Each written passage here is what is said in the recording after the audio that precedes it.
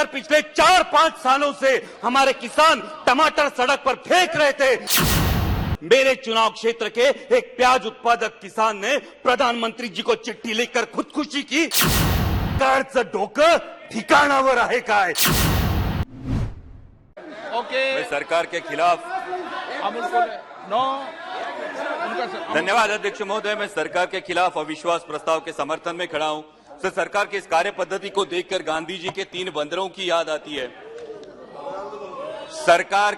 सरकार के खिलाफ कुछ भी मत सुनो, चुनाव छोड़ के देश के हालात मत देखो और विपक्ष के नेताओं को आइस करके उनकी बोलती बंद करो। सर, कैसे विश्वास करें इस सरकार का जो महंगाई पर नहीं बोलती, जो इकोनॉमिकल ग्रोथ के आंकड़े तो फेंकती है लेकिन पर कैपिटा इनकम पर नहीं बोलती। माननीय गृह मंत्री जी ने कल बहुत सही बात कही कि आंकड़े कभी झूठ नहीं बोलते। इसलिए अर्थव्यवस्था जब 5वें पायदान पे पहुंचती है तो पर कैपिटा इनकम में देश 141 रैंक पे है। तो क्या देश की सब संपत्ति ये चुनिंदा पूंजीपतियों के हाथ में सिमटती जा रही है? सर, ये सरकार ने कई भाषणों में किसान सम्मान निधि की बात की, लेकिन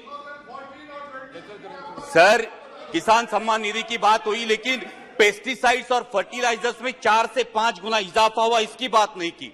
अभी माननीय अर्थमंत्री जी बोल रही थी तब उन्होंने टमाटर के बारे में इंटरवेंशन की बात की, लेकिन सर पिछले 4-5 सालों से हमारे किसान टमाटर सड़क पर फेंक रहे थे तो इन किसानों के आंसू पोंछने ये सरकार नहीं गई। सर, वही हाल आज प्याज के दामों का है।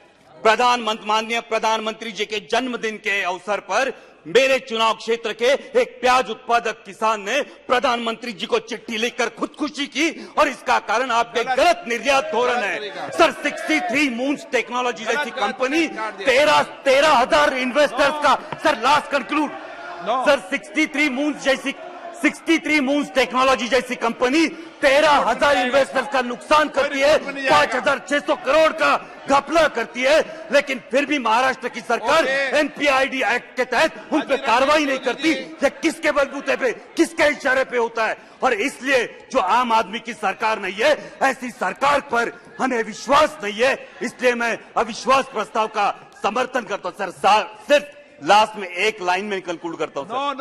सर, एक लाइन में कंक्लूड करता हूं। हाल ही में माननीय प्रधानमंत्री जी को लोकमान्य तिलक पुरस्कार देकर नवाजा गया, इसके लिए मैं उनका अभिनंदन करता हूं। लेकिन उसी के साथ याद दिलाना चाहता हूं लोकमान्य तिलक जी की ओर से एक लाइन को, सरकारचं डोकं ठिकाणावर आहे काय? ये आत्मचिंतन होना चाहिए।